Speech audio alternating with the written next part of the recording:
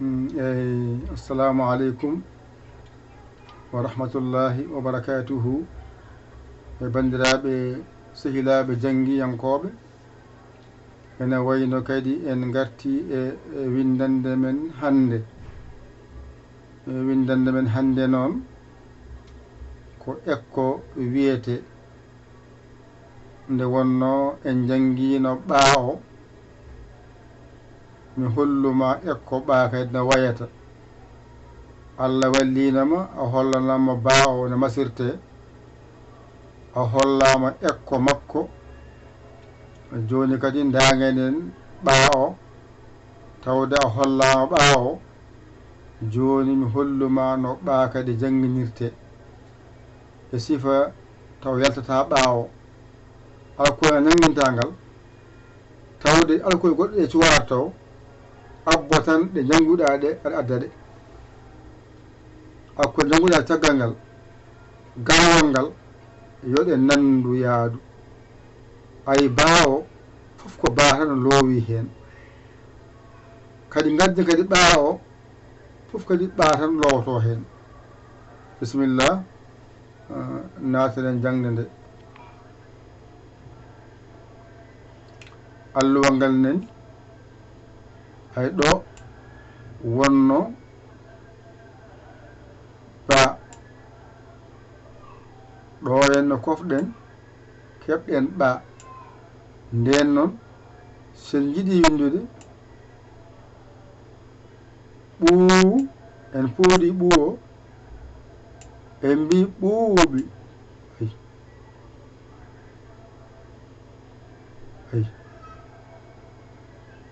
Ay ɓuuɓo ne ɓuu,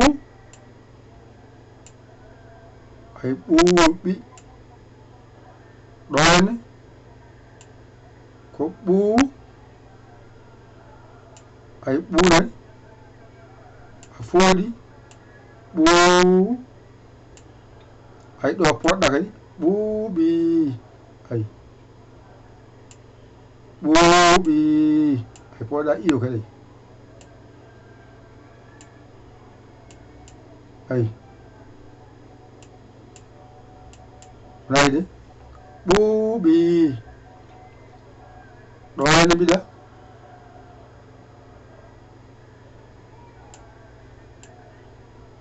ɓuuɓa, ay ɓuuɓa, ay ɓuuɓa, ay ɓuu, ay ɓanani ɓuuɓa, ay ɓuuɓa ɗo mbiɗa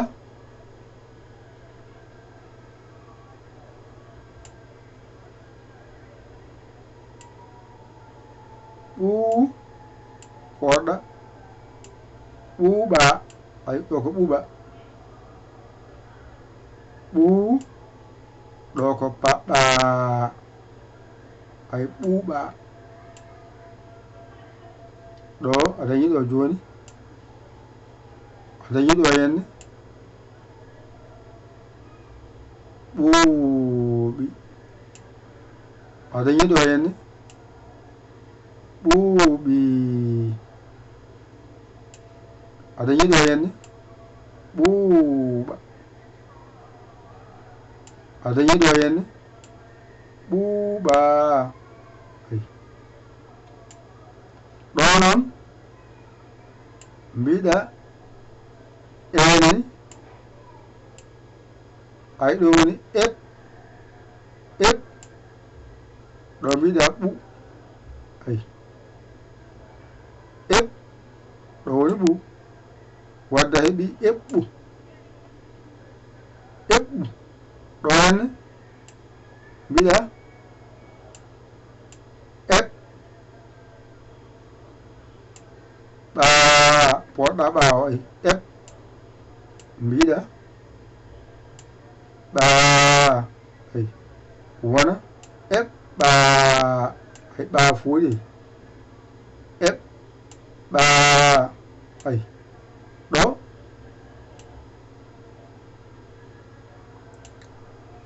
eb ɗo haaɗi gaddoya ɓii mbiya ɓii eb ay ɓii jengi ɓii bana a heɓi eb ɓii ɗo henna mbiɗa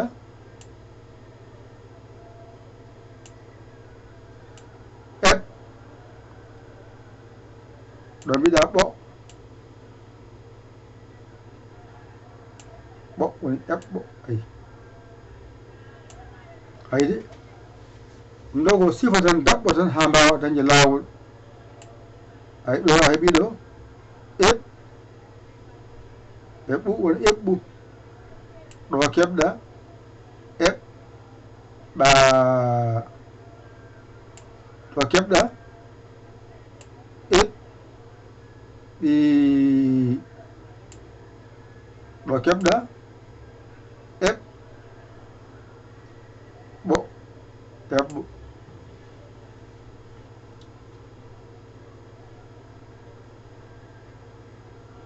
joni mbiɗa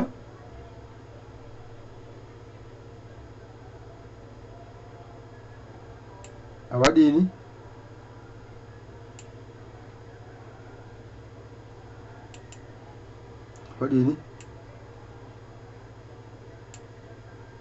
no kala weyi mete windirde wattagde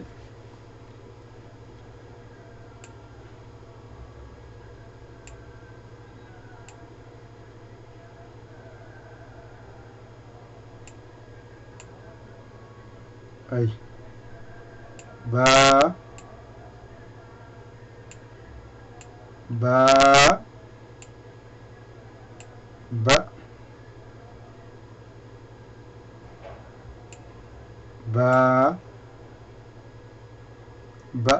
ay baba noon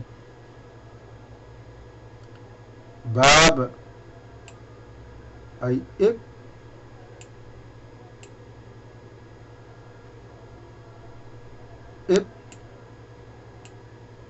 ɓi baba eɓɓi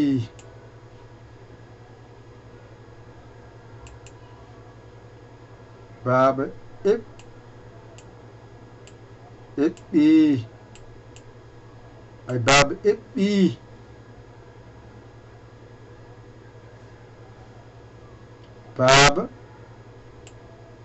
baba nani baba eɓɓi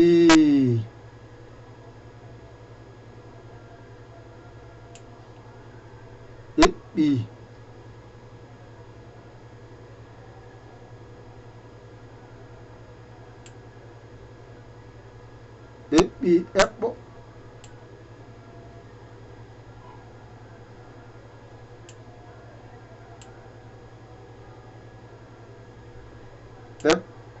baba eɓɓi eɓɓo ay eɓɓo nani eɓɓo baba nani eɓɓi eɓɓo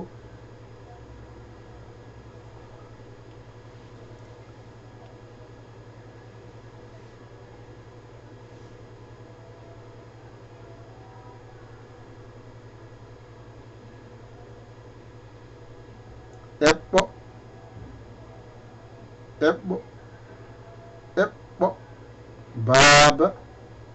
eɓɓi eɓɓo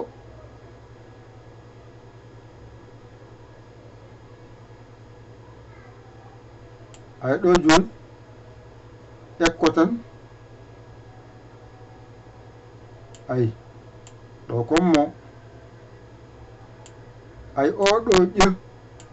ma jangoy moƴ ay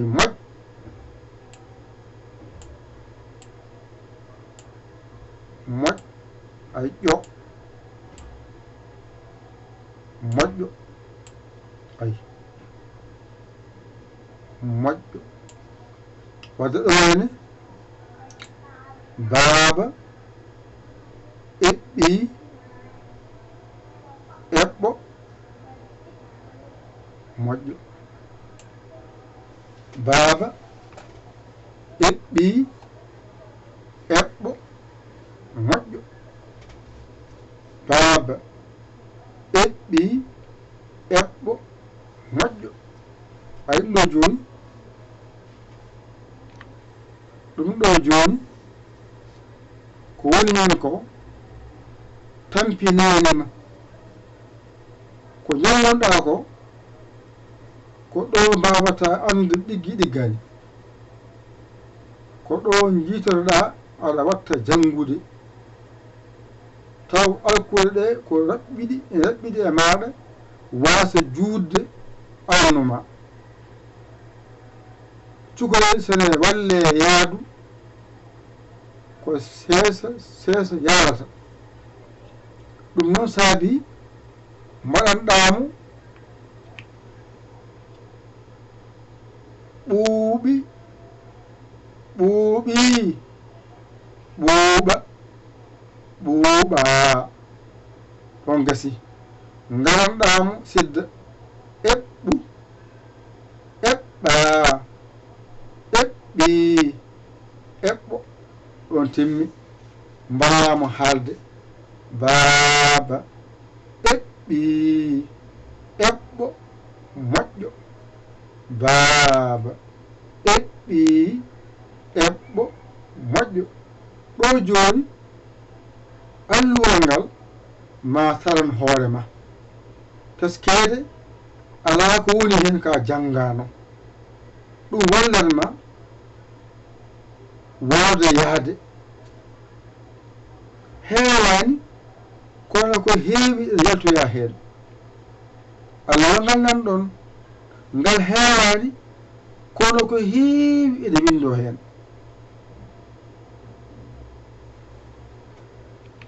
non wadde en ngari ha ɗo windere mon nan ɗon ekko mon seeɗa jaaren jam jam mbasen heñade heppude jangde ɗiggude ɓuri jangde nde ɗiggani min noon jinmi ko jangowo ɗigginowo ko jangata ko heewani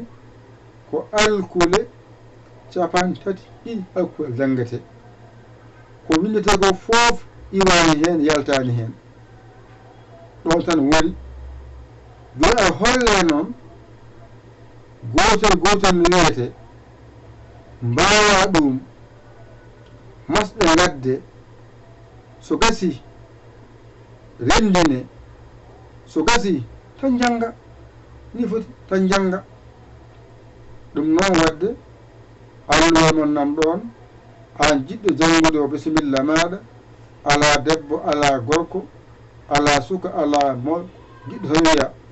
nan ɗon 00221 77 906 14 81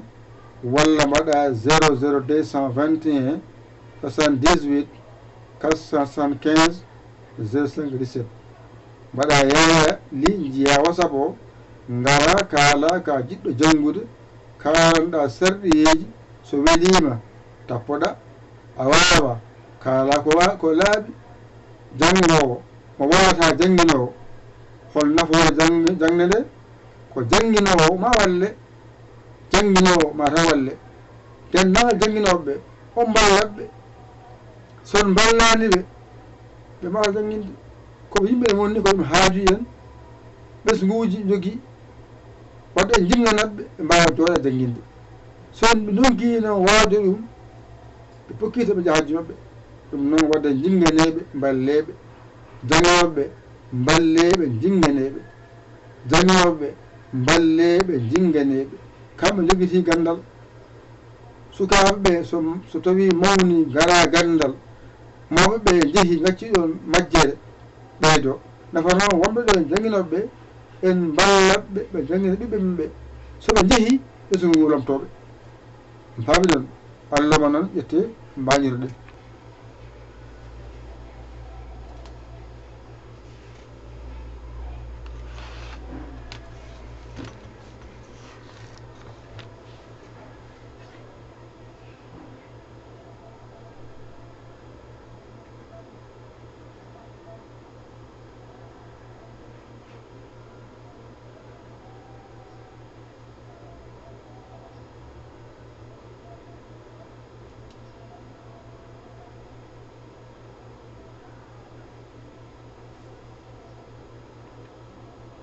ɓuuɓi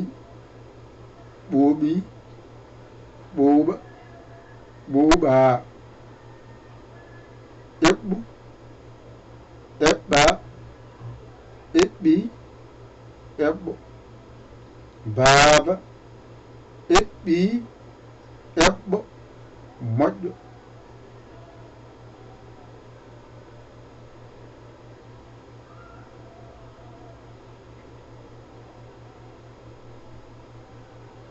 alhamdulillah on mbañitima on gayni wadde ƴette kuɗi mon e carnet ji mon mbajiɗon janggon ɗigga on mbawa ƴeewon bawɗo ɗakkoɗon sara makko o walla on o holla on ha mbawon yo Allah wallu yo Allah newnu yo Allah reen yo Allah on gondiɗo ko musidɗo mon guiɗo mon saabu Allah Yaya Ly Kaolack Sénégal alhamdulillahi bil alamina on jarama wassalam